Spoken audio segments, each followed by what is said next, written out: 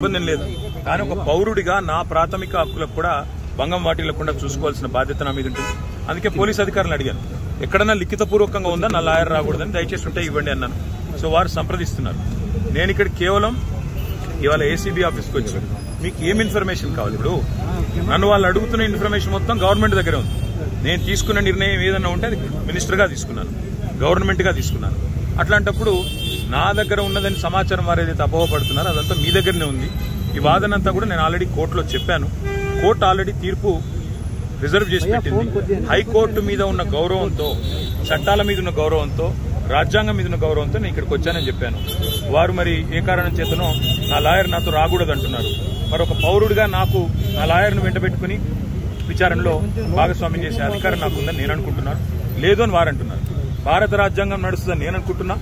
కాదు రేవంత్ రెడ్డి రాజ్యాంగం మాత్రమే ఇక్కడ నడుస్తుంది తెలంగాణలో వాళ్ళు అంటున్నారు. చూడాలి మరి వాళ్ళు ఏం చెప్తారో. దాని ముందుగా ఇన్ఫార్మ్ చేశారా అడ్వకేట్స్? బ్రదర్, వాళ్ళు హైకోర్టు తీర్పు రిజర్వ్ చేసిన తర్వాత నిజాన్ని నన్ను పిలవాల్సిన అవసరం లేదు. హైకోర్టులో చాలా గంటల వాదనలు వాళ్ళు వినిపించారు ఏసీబీ తరఫున. ఇవాళ కొత్తగా మళ్ళీ ఇప్పుడు శోధించేది సాధించేది లేదు. చెప్పాల్సింది కూడా చెప్పకుండా ఇక్కడేదో హడావుడి చేసి నిన్న రైతు భరోసా ఎగ్గొట్టారు కాబట్టి రైతు భరోసా నుంచి తప్పించుకోవడానికి 2 రోజులు మీడియాలో ఈ డ్రామా నడపాలని రేవంత్ రెడ్డి గారు అనుకుంటున్నారు. దీనికి మేము బాధపడం. రేవంత్ రెడ్డి గారు ఏమనుకున్నా 15,000 ఇస్తానని చెప్పి 12,000 ఇచ్చిన విషయము ప్రజలకు గుర్తుంది. మీరు ఎన్ని డ్రామాలు చేసినా మాకు ఇంకో సమాచారం కూడా ఉంది. నేను ఇక్కడికి రాగానే కావాలని కేటీఆర్ ఇంటి మీద రైడ్స్ అని చెప్పి అక్కడ రైడ్లు చేయించాలని ఆలోచన చేస్తా ఉన్నాను. పర్వాలేదు, ఇవన్నీ డ్రామాలు మాకు తెలుసు. మీరు ఎన్ని డ్రామాలు చేసినా రాష్ట్ర ప్రజలకు నేను చేసే విజ్ఞప్తి ఒకటే, 420 హామీలు ఏవైతే రేవంత్ రెడ్డి ప్రభుత్వం ఇచ్చిందో అది అమలు చేసేదాకా కొట్లాడదాం. కేసులు ఎన్ని పెట్టినా, మీడియా మేనేజ్మెంట్ పాలిటిక్స్ ఎన్ని చేసినా భయపడాల్సిన అవసరం లేదు, బాధపడాల్సిన అవసరం లేదు. వాళ్ళు ఎన్ని రైడ్స్ చేసుకున్నా, ఎన్ని డ్రామాలు చేసినా లాయర్లు ఉంటే వాళ్ళకి వచ్చిన ఇబ్బంది ఏంటంటే, నాతో పాటు లాయర్లు ఉంటే నా రైట్స్ ప్రొటెక్ట్ చేయబడుతుంది. ఇక్కడ మా పట్నం నరేందర్ రెడ్డి గారిని అరెస్ట్ చేసినప్పుడు ఆయన ఇవ్వని స్టేట్మెంట్ ఇచ్చినట్టుగా పోలీసులు తప్పుడు వార్తలు రాసి మీడియాకి లీక్ చేశారు. అట్లా కాకుండా నా రైట్స్ నేను ప్రొటెక్ట్ చేసుకోవాలి, లాయర్ ఉండాలని కోరుతున్నాను. వాళ్ళకి వచ్చిన ఇబ్బంది సార్. ఇప్పుడు ఈ స్థాయిలో ఆంక్షలు పెట్టారు, మీరు నేరుగా విచారణకు అటెండ్ అవుతున్నారు. వాళ్ళు చెప్పిన అదే చెప్తున్నా బ్రదర్, నేను ఆంక్షలు నరేందర్ రెడ్డి గారు ఇవ్వని స్టేట్మెంట్ ఇచ్చినట్టుగా తప్పుడు స్టేట్మెంట్లు రికార్డ్ చేసింది పోలీసు వాళ్ళు. అందుకే నాకు వాళ్ళ మీద నమ్మకం లేదు కాబట్టి నా లాయర్ని తెచ్చుకున్నాను. ఇప్పుడు మా ఇంటి మీద రైడ్స్ రైడ్ చేసి నాకు తెలిసి ఏం చేయబోతుంది, రైడ్స్ చేసి అవసరమైతే కొన్ని ఇంప్లాంట్ చేసి కొన్ని లేనిపోని సృష్టించి అందులో ప్లాంట్ చేసి దాని మీద కేసు బనాయించాలని వీళ్ళ చిల్లర ప్రయత్నం.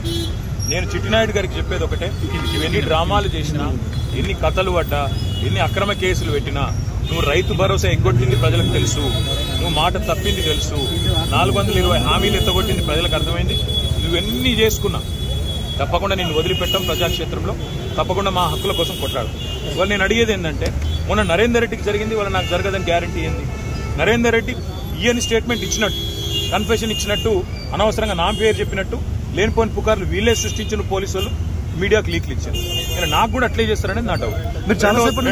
రెండవది ఇవాళ నేను మళ్ళీ చెప్తున్నా, నేను ఇక్కడ రాగానే నా ఇంటి మీద రైడ్ చేయాలని చెప్పి వాళ్ళు ప్లాన్ చేసుకున్నారు. తప్పకుండా నా ఇంటి మీద రైడ్ చేస్తే కూడా అన్లేమని ఇరికిచ్చి రేవంత్ రెడ్డి గారు ఇచ్చిన 2 చిట్టీలు, అవసరమైతే ఇంకో 2 ఏమైనా సృష్టించి అని ఇరికిచ్చి కావాలని బదనాం చేయాలన్న చిల్లర ప్రయత్నం వాళ్ళు చేస్తున్నారు. నా హక్కుల కోసం తప్పకుండా నేను కొట్లాడతాను. న్యాయవాదుల సమక్షంలో ఎంక్వైరీ చేయాలని కోరుతున్నాను. తప్పే చాలా సేపటి నుంచి వెయిట్ చేస్తున్నారు, ఇంకెంతసేపు వెయిట్ చేస్తారు? ఏమని చెప్తున్నారు? 5 నిమిషాలు చూసిన తర్వాత మరి పోలీసులు సహకరించకపోతే నా దారి నేను అంటే ఇప్పటివరకైతే ఏం చెప్పట్లేదు పోలీసు వాళ్ళు. మరి లిఖితపూర్వకంగా ఏం చేయట్లేదు, కానీ వాళ్ళు ఫోన్లు వాళ్ళు ఏదో మాట్లాడుతున్నారు పైకి. రేవంత్ రెడ్డికి మాట్లాడుతున్నారో మరి ఇంకా డీజీపీకి మాట్లాడుతున్నారో ఎవరికి మాట్లాడుతున్నారో తెలియదు. వాళ్ళు ఏం చెప్తారో దాన్ని బట్టి నా తత్పర. సార్, ఇప్పుడు అడ్వకేట్స్ అనుమతి లేదు అనేది అయితే నిబంధన లేదు. అడ్వకేట్స్ అనుమతి లేదు అనేది తప్పు.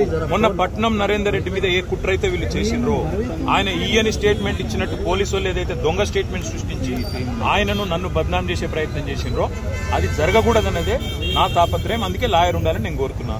లాయర్ ఉంటే వాళ్ళకి అభ్యంతరం ఏందో నాకు అర్థమైతే లేదు. ఏమైనా కానూన్ ఉందా చూపెట్టు, కాగితం చూపెట్టు, కాగితం చూపెట్టు.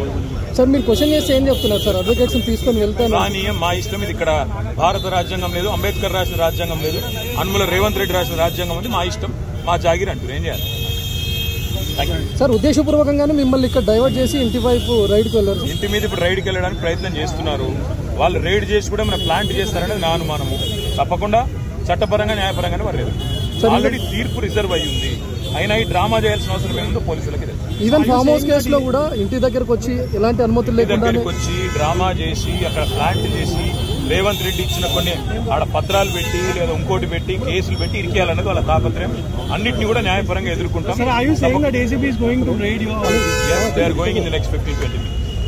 మీరు ఒక మాజీ మంత్రి ఇలా రోడ్డు మీద కాకుండా కనీసం లోపలికి పిలిచైనా చెప్పాల్సిన వాళ్ళ విఘ్నత, అది రేవంత్ రెడ్డి గారి యొక్క విఘ్నత, వారి యొక్క తెలివితేటలు.